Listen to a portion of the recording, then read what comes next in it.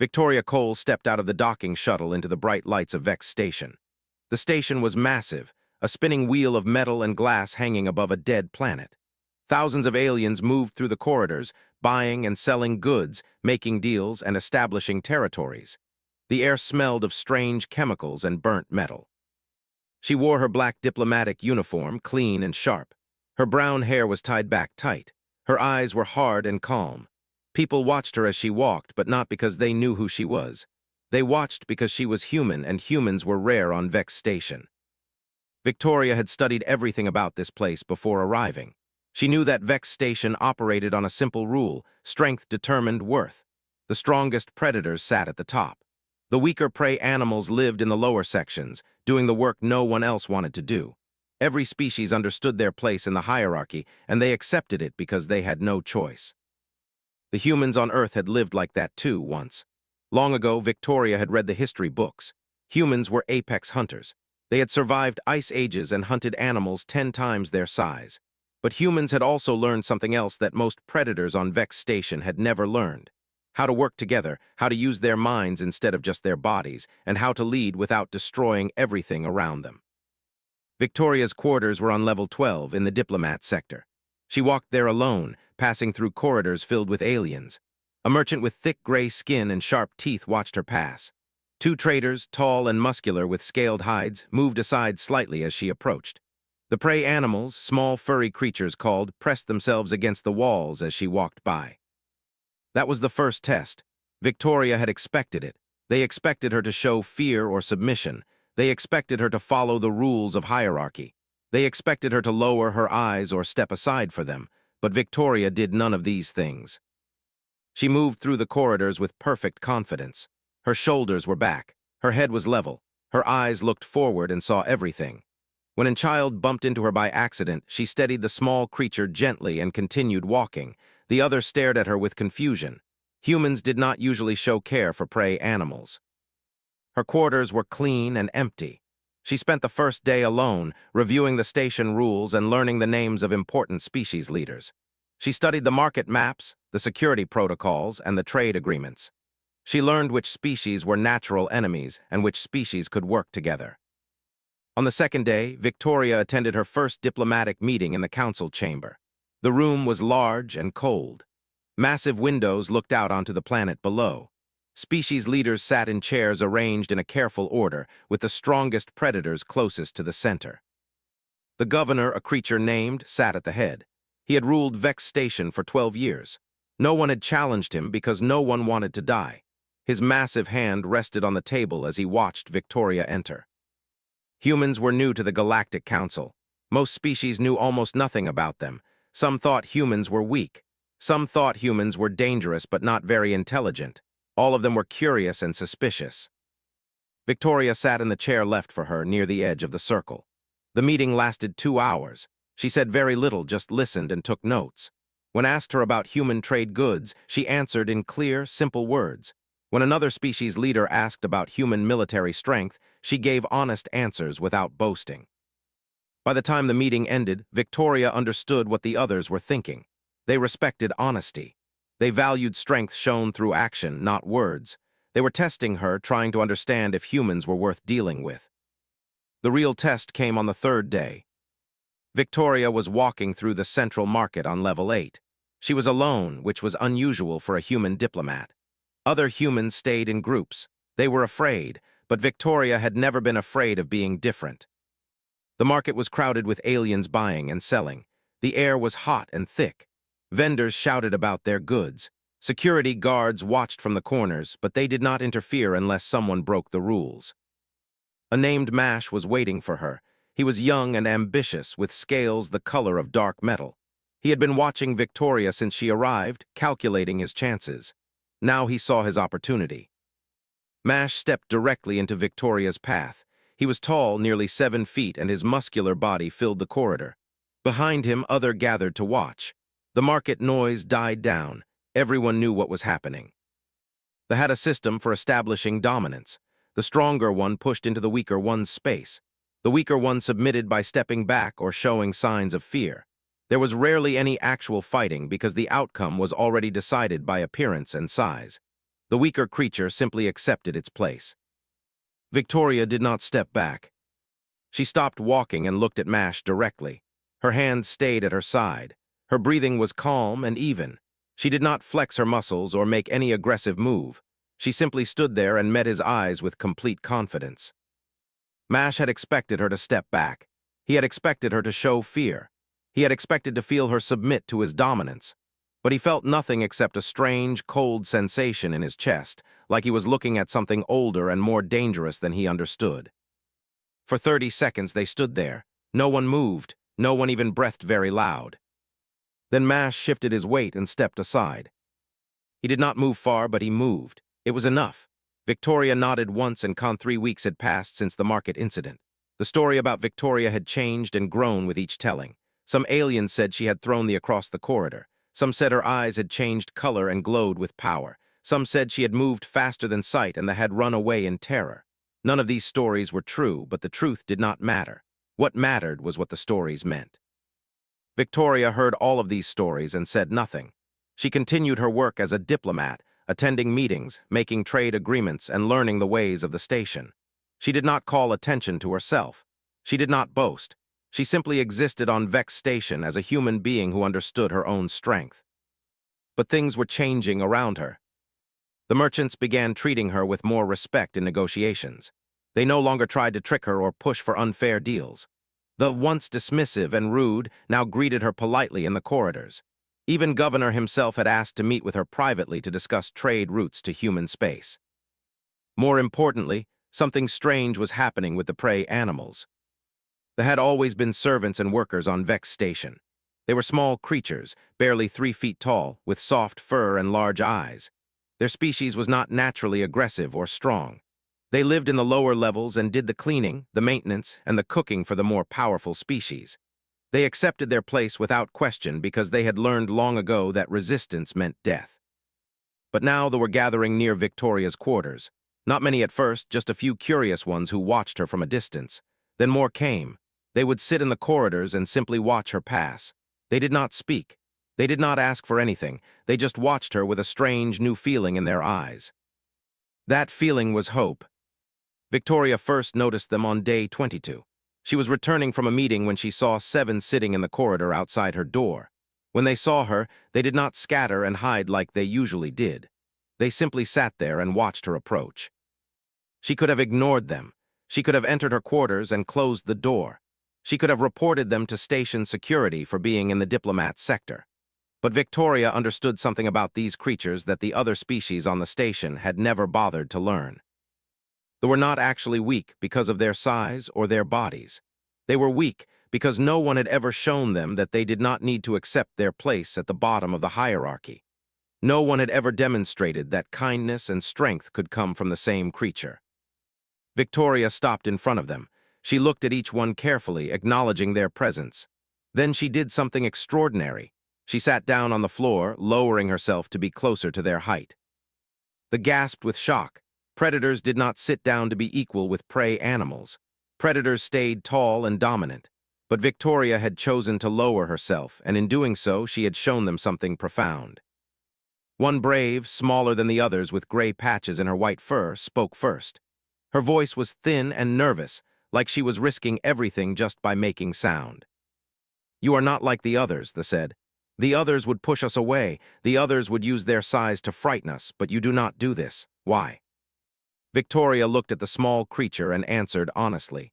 "Because fear is a tool for creatures who have nothing else. Strength is better than fear, and I am strong enough that I do not need fear." They did not fully understand these words, but they felt their meaning. Over the next week, more began to gather. Then prey animals from other species joined them. The herbivores and the weak creatures that had always been pushed to the margins began to congregate in the corridors near Victoria's quarters. She did not encourage them directly. She did not invite them or make promises. She simply existed, and by existing, she offered them something they had never had before, the possibility that the strong could be just. Word of this strange phenomenon spread quickly. Some of the predator species found it amusing.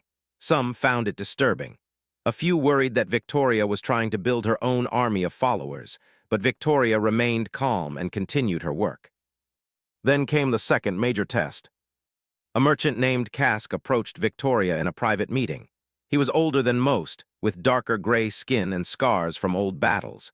He controlled trade agreements for 3 nearby systems. His power was real and significant. "The prey animals are gathering around you," Cask said bluntly. He was not accusing her, he was stating a fact. "Why do you allow this?" Victoria met his eyes without hesitation. "Because they choose to, I do not stop them." "You should," Cask said. "You are making them weak. Prey animals need to accept their position. They need to understand they are not equal to predators. Your kindness gives them false hope. False hope is more dangerous than honest cruelty." For a moment, Victoria was silent. Then she answered, "You are wrong. I am not making them weak. I am showing them that their weakness is a choice they were taught, not a truth about what they are. Any creature can be strong if they understand their own value." 6 weeks after arriving on Vex Station, Victoria understood that her presence was creating a crisis in the station's social order. The old rules of dominance were being challenged, not by force, but by simple existence. A human woman moved through the corridors with such quiet authority that even the strongest predators found themselves moving aside for her. This could not continue without challenge. In a system where strength determined everything, strength must be proven constantly. Someone had to test Victoria, and someone had to prove that the old rules still applied. That someone was Vax. Vax was a young, barely past his first combat trials. He was ambitious and angry. He had watched Victoria gain influence on the station, and he saw an opportunity to claim power for himself. If he could defeat Victoria or force her to submit, he would prove that humans were not as strong as the rumors claimed. He would prove that the old order still stood, and he would become famous throughout the station. Vax planned his challenge carefully. He did not approach Victoria in private. He chose the central market on level 8 during the busiest time of day. He wanted witnesses. He wanted everyone on the station to see what happened. Victoria was examining some human trade goods that had arrived from Earth orbit when she felt the disturbance in the crowd. The merchants around her fell silent. The air became heavy and still. Every creature on the market understood what was about to happen. Vax stepped into the open space in front of Victoria. He was larger than Mash, with darker scales and muscles that rippled under his skin. This was not a curious young predator testing his dominance. This was a challenge to the death if Victoria wished it to be. "I am Vax," they said loudly so all could hear. "I have heard the stories about the human female. I have heard that she defeated a warrior. I have heard that she commands fear in every species. But these are just words. Words mean nothing. I am challenging you, human, here and now in front of all witnesses." The market had gone completely silent. Even the prey animals hiding in the corners had gone still. They could feel the danger building. This was different from the encounter with Mash. This was serious. Victoria stood perfectly still for a moment. Then she turned to look at Vax directly. She did not move quickly. She did not act angry or afraid. She simply turned and looked. "I hear your challenge," Victoria said in a calm voice that carried across the entire market. "But I will not fight you here. This market is for trade, not blood. If you wish to test yourself against me, you must follow proper rules." A murmur went through the crowd. Victoria's response was unexpected. She had not refused the challenge, which would have been submission, but she had not accepted it in the way Vax wanted. She had offered something else. Vax growled, frustrated. "What rules? There are no rules between us except strength." "There are always rules," Victoria said. She began to walk toward the center of the market, toward the open platform used for demonstrations and performances. "The rules are these. We will meet here tomorrow when it is quiet. We will test each other, but no killing. We will use our minds and our skills, not just our bodies, and all species will be allowed to watch and judge who truly wins." No in living memory had fought under such rules. Fighting was supposed to be fast and brutal, with the strongest winning through overwhelming force. But Victoria had changed the terms. She was saying that strength could be measured in different ways. Vax felt the shift in the crowd's energy. By making her challenge specific and formal, Victoria had made herself seem confident and in control. She was not running. She was not afraid. She was simply setting the terms of engagement. "I accept," Vax said, because he had no choice now. To refuse would be to admit he was afraid of a human female. The next day, the market was packed with thousands of aliens. Every species on the station had sent representatives. The prey animals gathered in the highest galleries, safe but able to watch. The ant and other major predators stood in the middle sections. Governor himself had arrived to observe. Victoria stood on one side of the platform in simple exercise clothes. She wore no weapons. She carried no tools. Her brown hair was tied back and her body was relaxed but ready. Vax stood on the opposite side, massive and muscular and confident. When the signal was given, Vax charged directly at Victoria with a roar that shook the entire market. He was fast and powerful, and he expected to end this in seconds. Victoria did not try to overpower him. Instead, she moved, and her movement was not desperate or panicked. It was controlled and precise.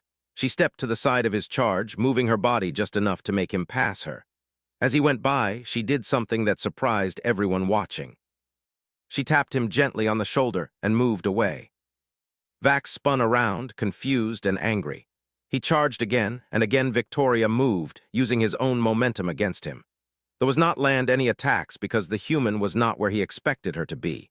She moved like water, always flowing, never standing still. But it was more than just movement. Victoria was anticipating his next move before he made it. It was like she could read his intentions in the slight shift of his shoulders, the tension in his muscles. Every time he thought he had her, she was already moving to a different location. After 10 minutes of this, Vax was breathing hard and confused. He had not touched Victoria once. She had not even tried to hurt him. Instead, she had simply demonstrated that she understood his fighting patterns better than he understood them himself. Then Victoria did something even more significant. She stopped moving and stood still, waiting for Vax's next attack. When he charged again, she did not step aside. Instead, she met him directly, and using techniques that no creature in the market had ever seen before, she turned his own force completely against him. Vax crashed to the platform floor with such power that the wind was knocked from his body. He did not get up. He simply lay there, gasping for breath, completely defeated without Victoria ever needing to strike him with real force. The market erupted in chaos, but it was not the chaos of violence. It was the chaos of revelation. Everyone had just witnessed something impossible. I had been defeated by a human female without weapons, without armor, and without killing. And more importantly, Victoria had done it not through overwhelming strength, but through superior intelligence, skill, and understanding of her opponent. Vax struggled to his feet, shame burning in his chest. But he did not attack again. He had learned what everyone else on the station was now learning. Victoria was not strong despite being human. She was strong because she was human. Her species had been hunting and fighting for millions of years. Her species had learned to use their minds as weapons. No matter how large, could match that. Governor stood up slowly. He was watching Victoria with new understanding. This human female was not a curiosity anymore. She was something that changed the balance of power on Vex Station. 3 months had passed since Victoria's victory over Vax. The young had left Vex Station in disgrace, unable to face the shame of his defeat. But his departure was just the beginning of larger changes. The old system of dominance was cracking and more pressure was building underneath. Victoria now understood that her presence on the station was more than a diplomatic assignment. It was a challenge to the entire structure of how species lived together. She had become, whether she wanted it or not, the most powerful individual on Vex Station. But power without purpose was dangerous. The crisis came on a normal day in the worker levels, where the prey animals lived. A named Kreese came to Victoria's quarters at night, moving carefully through the corridors to avoid being seen. Kreese was different from other. He had a sharp mind and the courage to use it. He had become a leader among the prey animals, not through dominance but through intelligence and compassion. "We need your help," Kreese said simply once they were behind closed doors. "The mining company is making new laws. They are taking prey animals from the lower levels and forcing them to work in the deep tunnels. The tunnels are dangerous. Many have died already and many more will die. But they do not care. They say we are only prey animals. Our lives have no value." Victoria listened carefully, asking questions and learning details. She asked about the other species, about whether anyone had reported this to Governor, about what laws actually allowed this behavior. What she learned was both simple and terrible. The mining company was technically operating within station law. They had purchased the rights to use prey animals as labor.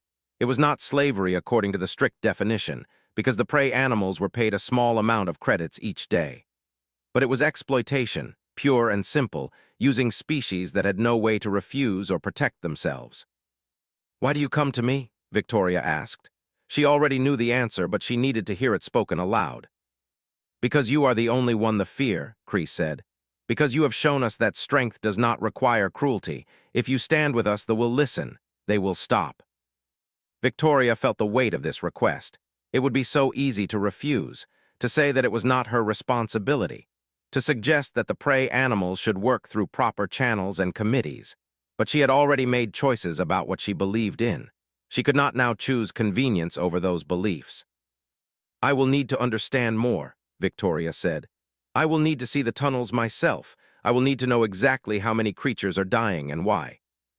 Over the next week, Victoria made secret visits to the deep mining tunnels. She saw the conditions with her own eyes.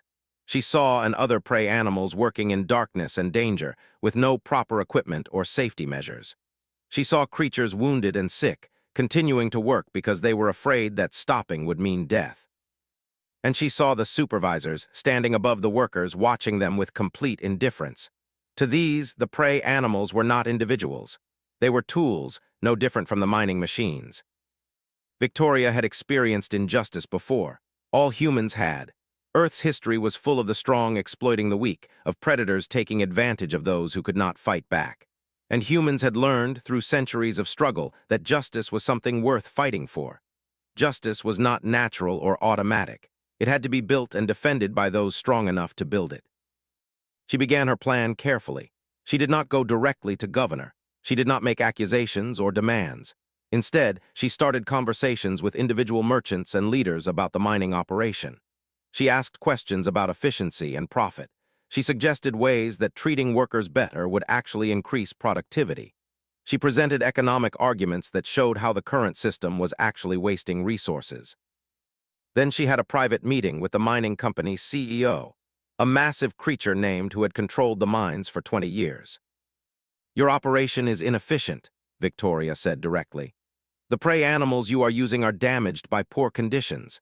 Damaged workers produce less ore. Better treatment would mean better production. I have calculated the numbers. You could maintain current profits while saving lives simply by implementing better safety measures." Listened because Victoria had taken the time to learn his business better than he knew it himself. But he was still unwilling to change. "Prey animals are cheap labor," said. "If they die, we replace them. If they are injured, they are replaced. This is how it has always been done." "This is how it has always been done," Victoria repeated. "But I am asking you to consider how it could be done instead. I am suggesting that you look at your operation with new eyes and see that there is a better way." When refused, Victoria took the next step. She went to Governor directly. "You have a legal problem," she told the governor. "The mining operation is extracting resources in a way that violates 3 different safety codes. The codes exist to protect station infrastructure as well as workers. If those tunnels collapse because of poor construction and maintenance, they could damage critical systems for the entire station. This is not a moral issue. This is a practical one. You need to enforce existing laws." Governor was old enough and wise enough to understand what Victoria was actually saying. She was not threatening him directly. She was not demanding change. She was simply pointing out that his position depended on maintaining order and law. If he allowed one company to ignore laws, all companies would do the same. The station would fall into chaos. 3 days later, new safety regulations went into effect. New equipment was installed. New supervisors were assigned. The other prey animals still worked in the mines, but the conditions improved dramatically. The death rate dropped from dozens per month to nearly 0. Was angry, he publicly declared that Victoria was undermining authority and challenging the natural order. But he could not take action against her directly because the other merchants supported the new regulations. They understood that a stable station meant better business. What Victoria had learned through this crisis was something important about power and leadership. She did not need to rule by force. She did not need to become a dictator. She only needed to demonstrate that her way of thinking made sense, that it worked, that it was better than the old ways. More and prey animals came to her quarters after this. More predators began to consult with her privately. More species understood that Victoria represented something different, something that could build a better station for all. But Victoria also understood that this burden would never end. There would always be injustice to confront. There would always be those who preferred the old ways. She would have to remain vigilant and strong, using her power not for dominance but for protection. One night, Victoria stood at her window and looked out at the station lights. A small child, one of the creatures from the mining tunnels, was sleeping on a cushion near her desk. The child had nowhere else to go, and Victoria had offered refuge. This was what leadership meant now. Not making grand decisions from a distance, but standing directly with those who needed protection. She did not know how long she would be on this station. She did not know if the changes she was making would last after she left. But she knew that she had to stay as long as it took. She had to prove that a different way of living was possible. She had to show that strength and justice could exist together, that the powerful did not need to crush the weak to feel powerful. 8 months had passed since Victoria Cole arrived on Vex Station. The station was no longer the same place. Change had spread through every level like water seeping through cracks in stone. The old order still existed, but it no longer had complete control. More species were talking about cooperation. More leaders were considering that perhaps the old way of dominance and submission was not the only way to maintain order. Governor was aging. Everyone understood this without speaking it aloud. He had ruled Vex Station for 12 years, and the strain was showing. He had to constantly reassert his dominance, fighting challenges from ambitious younger who wanted his position. He had to maintain control through force and fear, the old methods that required constant vigilance and constant proof of superiority. He was tired. One morning, called Victoria to his private chambers. The governors of the major species were assembled there. Cask was present, the merchant whom Victoria had spoken with months ago. Several leaders were there. Even representatives from some of the prey species were present, a sight that would have been impossible before Victoria's arrival. "I am going to step down," said simply, without hesitation or emotion. "This station needs a new leader, and I believe that leader should be Victoria Cole." The chamber exploded in reaction. Some voices rose in support. Some voices shouted in protest. Some species stood up from their chairs. The particularly seemed angry about the suggestion that a human should rule them. Victoria held up her hand. The chamber fell silent. "I do not want to rule this station," Victoria said. "I did not come here to become governor. I came to establish trade relationships and peaceful coexistence." "But you have done more than that," said. "You have shown us something we had forgotten. You have shown us that leadership does not require crushing those beneath you. You have shown us that strength can exist alongside justice. The prey animals trust you. The major predator species respect you. Even the ambitious ones fear you enough to listen to you. There is no one else on this station who commands this combination of respect and fear." "I do not want to rule through fear," Victoria said. She was thinking about what leadership would mean. It would mean staying on this station indefinitely. It would mean making decisions that affected thousands of lives. It would mean accepting responsibility for everything that happened on Vex Station. "You would not rule through fear," Cask said. His voice was rough and direct. "You would rule through justice. That is different. That is better. We have learned this lesson in these months since you arrived." Victoria looked around the chamber. They were watching her with expressions that mixed respect and reluctance. They seemed divided, but even those who appeared unhappy were not arguing against her. The prey animal representatives were watching with hope in their eyes, barely daring to believe that one of their advocates might actually take power. For a long moment, Victoria was silent. She thought about the child sleeping in her quarters. She thought about the prey animals working safely in the mines now. She thought about the merchants who had learned to negotiate fairly. She thought about the species that were beginning to work together instead of constantly fighting for dominance. She thought about the choice before her. She could refuse. She could walk away and return to her diplomatic assignment and her comfortable position. The station would continue changing, but more slowly. More creatures would suffer in the gaps while the change happened. Or she could accept responsibility. She could become governor and guide the station through the transition from dominance to cooperation. She could use her position to protect the vulnerable and encourage the powerful to see that mercy was not weakness. "I will accept," Victoria said, "but only on certain conditions. First, I will not rule by decree. All major decisions will be reviewed by representatives from all species. Second, I will establish laws that protect the weak and prevent exploitation. Third, I will step down when another leader can be found who understands these principles better than I do. I do not want to create a new system of dominance with myself at the center." The chamber erupted in new reactions. Some cheered, some protested, but the decision had been made. 3 days later, Victoria stood on the central platform of the council chamber and accepted the position of governor of Vex Station. The ceremony was brief and practical, without the elaborate rituals that usually accompanied such transitions. This was fitting, because Victoria's leadership would be practical and focused rather than symbolic or dramatic. In the weeks that followed, Victoria worked to establish new systems. She created councils that included representatives from all species. She implemented laws that protected workers and limited exploitation. She encouraged trade and cooperation between different species. She was not always popular. Some of the old predator families resisted the changes. Some of the ambitious younger still wanted to test themselves against her. But none of them seriously challenged her. They had learned the lesson that Vax and Mash and had learned before them. Victoria was not strong because of size or aggressive dominance. She was strong because she understood her own nature completely and acted with absolute consistency according to her principles. No amount of physical power could overcome that kind of strength. The prey animals, meanwhile, were experiencing something they had never known before: safety, protection, the possibility of a future that did not involve constant fear. The child who slept in Victoria's quarters had become the first of many young prey animals who were being educated to take positions of responsibility on the station. For the first time in recorded history, species that had always been servants were becoming traders, engineers, and leaders.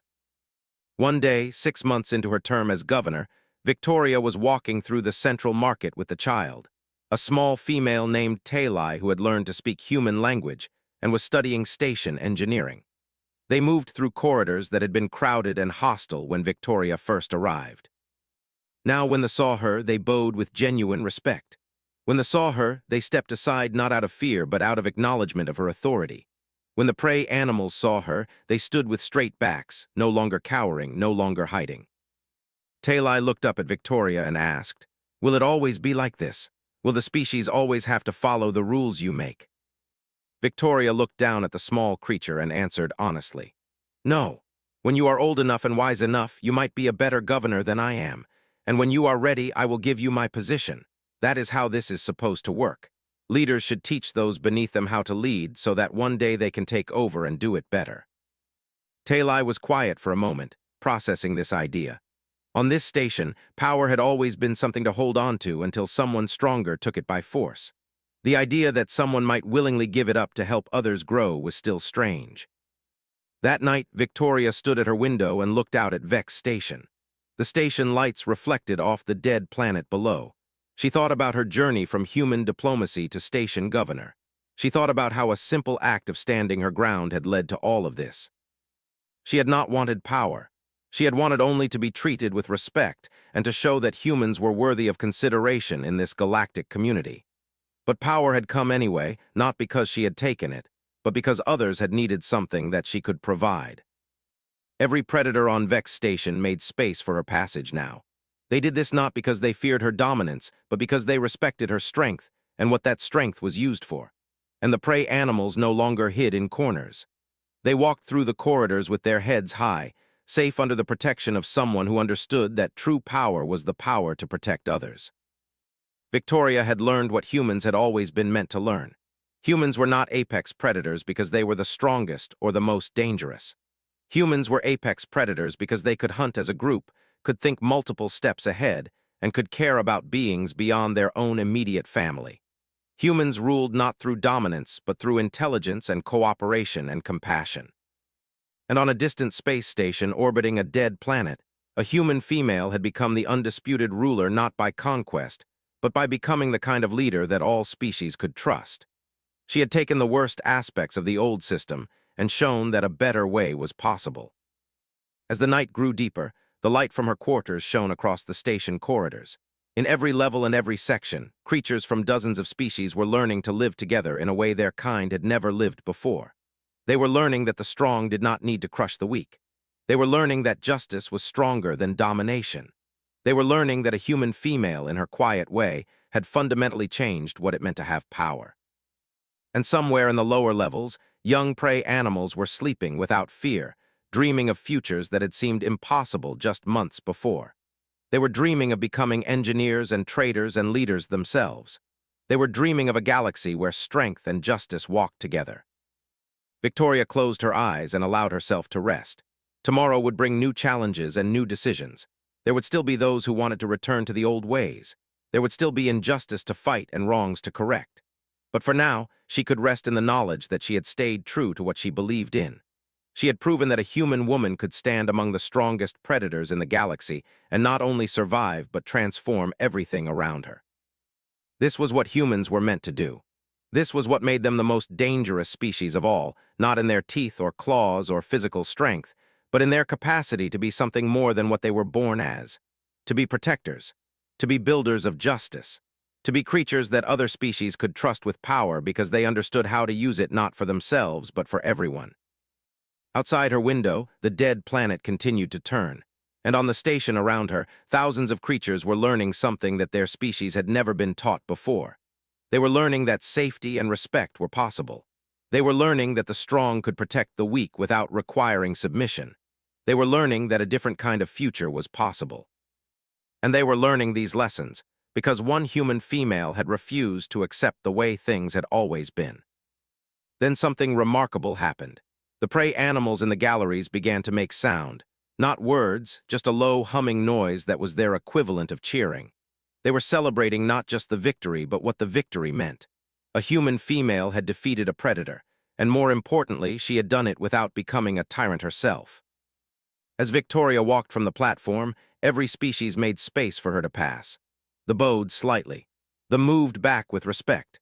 And the prey animals stood with their heads high, watching the human female move through the market with something that had never existed on Vex Station before. It was not submission. It was loyalty born from genuine respect. Cask leaned back in his chair. He was not angry, but he was thoughtful. This is a human belief that all creatures have equal value. Not equal in ability, Victoria said carefully, but equal in worth, equal in the right to live with dignity. That is what humans believe. Cask stood up. The meeting was over. Your beliefs will cause trouble on this station, but I respect that you believe them completely. This will be interesting to watch. As he left, Victoria realized that she had passed another test. She had demonstrated that her ideas were consistent and genuine. She was not pretending to be strong. She was not acting out a character. She truly believed what she said. That night, Victoria stood at her window and looked out at the star field. The station rotated slowly, and she could see the dead planet below turning in the darkness. Hundreds of alien species lived on this station, all of them caught in a system of dominance and submission that had existed for thousands of years. She did not know yet what would happen next. She did not know if her presence would change anything or if the old system would simply absorb her and continue. But she knew that she could not pretend to be something she was not. She could not accept their rules about what strength meant. And somewhere on this station, in the lower levels and the worker sections, the and other prey animals were sleeping with a new feeling. They were sleeping with the knowledge that a predator existed who did not need to hunt them, who did not need to dominate them, who stood alone and strong without requiring their submission. That knowledge would change everything. Walking past him, the market noise started again, but it was different now. People whispered and watched the human female continue down the corridor as if nothing had happened. By evening, the story had spread through the entire station. The human had faced down a young and the had stepped aside. Word traveled from the market to the merchant centers to the lower levels where the prey animals lived. A human woman had stood her ground against a natural predator and won. No one knew yet what this meant, but they all felt it meant something important. That night, Victoria sat in her quarters and looked out at the stars. She had not used any weapons. She had not shown any aggression. She had simply understood something that most creatures on Vex Station had forgotten. True strength was not about size or muscle. True strength was knowing what you were and being completely comfortable with it. Humans were apex hunters. They were intelligent, adaptable, and dangerous in ways that could not be measured by physical size alone. And now, everyone on Vex Station would learn what that meant.